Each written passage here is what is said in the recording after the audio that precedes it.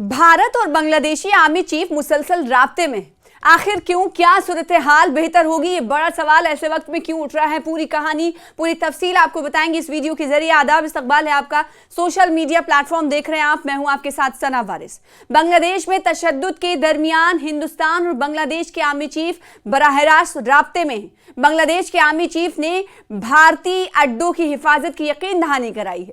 शरीफ उस्मान हादी की हलाकत के बाद मुल्क में आतिशजनी। देखिए, इसके बाद आपके जहन में सवाल उठ रहा होगा कि आखिर हुआ क्या बांग्लादेश में, जिसके बाद दोनों ममालिक की तरफ से बातचीत की वकालत की जा रही है और नजर बनाए रखने की बात कही जा रही है। दरअसल शरीफ उस्मान हादी नाम के शख्स की हलाकत के बाद बांग्लादेश में आतिशजनी और तोड़फोड़ के वाकयात में इजाफा हुआ। भारत ने ढाका हुकूमत से कहा है कि वो भारतीय मिशंस और अक़लियतों की हिफाजत को यकीनी बनाए। बांग्लादेश में जारी तशद्दुद और अदम इस्तेहकाम के दरमियान हिंदुस्तान सूरत हाल पर गहरी नजर रखे हुए। एक न्यूज़ इदारे के मुताबिक ये मालूम हुआ है कि हिंदुस्तान और बांग्लादेश के आर्मी चीफ बराह रास्त राब्ते में हैं और ज़मीनी सूरत हाल पर मुसलसल बातचीत कर रहे हैं। मकसद वाज़ेह है, सरहद के दोनों तरफ हालात को काबू में रखना और किसी भी किस्म की कशीदगी को रोकना। बांग्लादेश के आर्मी चीफ जनरल वाकुरुज़्ज़मा ने भारतीय आर्मी चीफ को यकीन दिलाया है कि बांग्लादेश में तमाम भारतीय अड्डे मुकम्मल तौर पर महफूज हैं।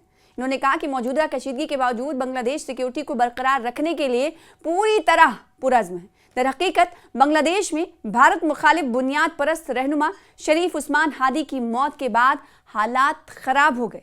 हादी को ढाका में गोली मारी गई थी और इलाज के लिए सिंगापुर ले जाया गया था, जहां जुमेरात को उसकी मौत हो गई। वो जुलाई की बगावत में एक नुमाया शख्सियत थे और उबूरी हुकूमत के खिलाफ मुजाहिरीन के लिए एक बड़ी अलामत बन गए थे। हादी की मौत के बाद तशद्दुद फूट पड़ा। हादी की मौत ने बांग्लादेश की कई हिस्सों में तशद्दुद को जन्म दिया। ढाका में मुल्क के दो बड़े अखबारात पर,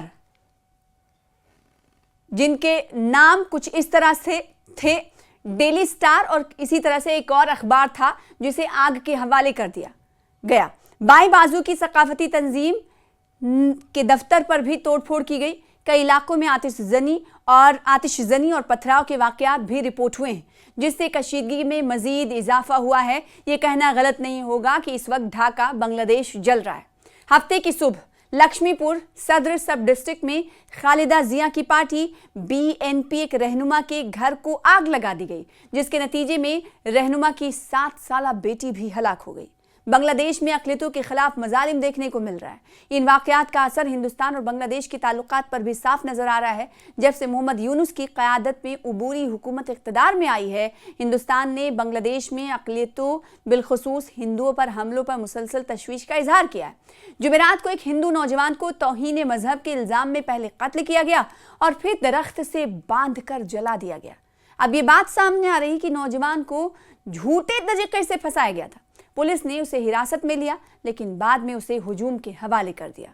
बांग्लादेश के सफीर को इसीलिए तलब कर लिया गया है। इस तनाजुर में भारत ने हाल ही में नई दिल्ली में बांग्लादेश के हाई कमिश्नर मोहम्मद रियाज हमीदुल्लाह को तलब किया और सख्त सिफारती एहतजाज दर्ज कराया है।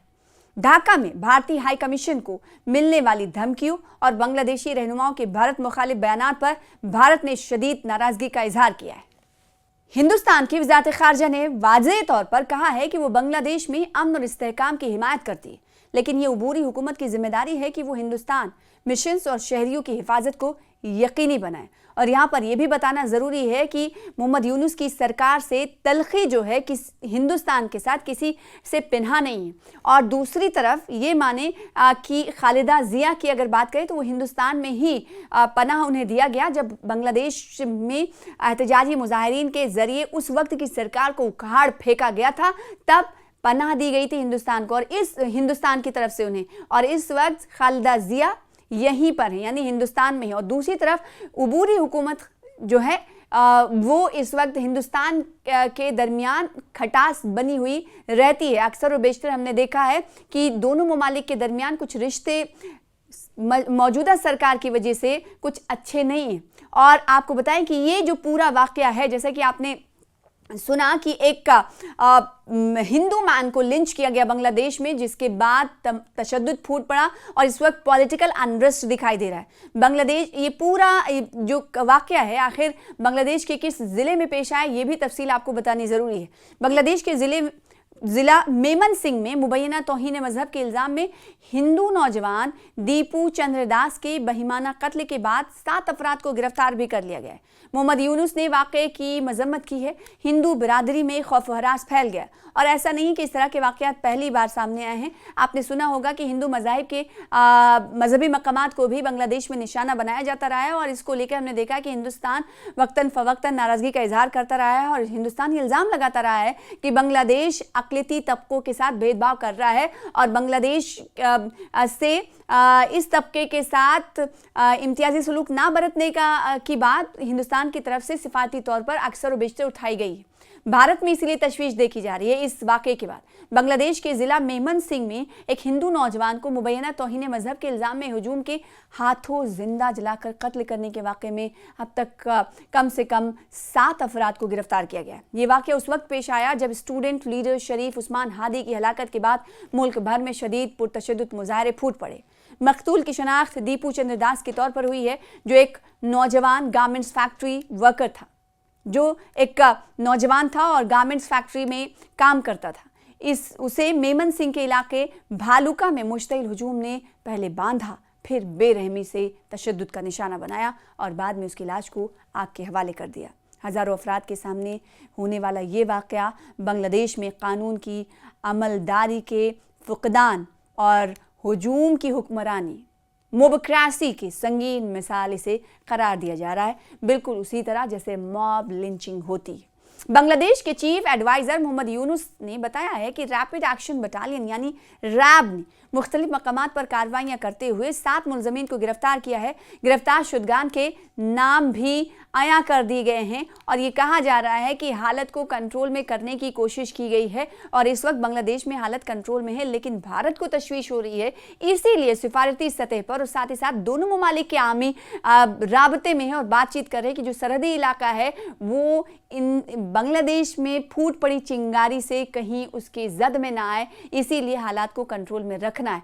तो बांग्लादेश की स्थिति ये है, जो पड़ोसी ममालिक होते हैं उनमें अगर किसी मुल्क में इस तरह की सूरत हाल पैदा होती है तो सरहदी इलाकों को छोड़कर पूरे मुल्क के तौर पर जो सरहदी मुल्क होते हैं, पड़ोसी ममालिक होते हैं, वो कहीं ना कहीं इक़दामात उठाते हैं कहीं उधर की चिंगारी इधर ना फूट पड़े। जैसे कि आपने देखा होगा जेंजी प्रोटेस्ट हुआ था नेपाल में, तो हमने देखा था कि भारत की तरफ से कई कदम उठाए गए थे, यहाँ तक कि इंडो भारत जो बॉर्डर था उसे सील कर दिया गया था और कई दिनों तक ये सील रहा। जैसे कि आपको मालूम है कि रोटी और बेटी का रिश्ता नेपाल के हवाले से अक्सर व बेशतर कहा जाता है। बहुत सारी आवाम जो है भारत से अशिया ज़रूरिया की ख़रीदारी करती है, तभी उनकी ज़रूरियात ज़िंदगी मुकम्मल होती है, तकमील होती है, ऐसा कहा जा सकता है। और उन दिनों हमने देखा था कि कई दिनों तक ये बॉर्डर सील था, जिसकी वजह से लोगों को भुखमरी का सामना भी करना पड़ा था, लोगों को परेशानियों का सामना भी करना पड़ा था। उस वक्त नेपाल के हालात ऐसे थे। तो मौजूदा वक्त में भी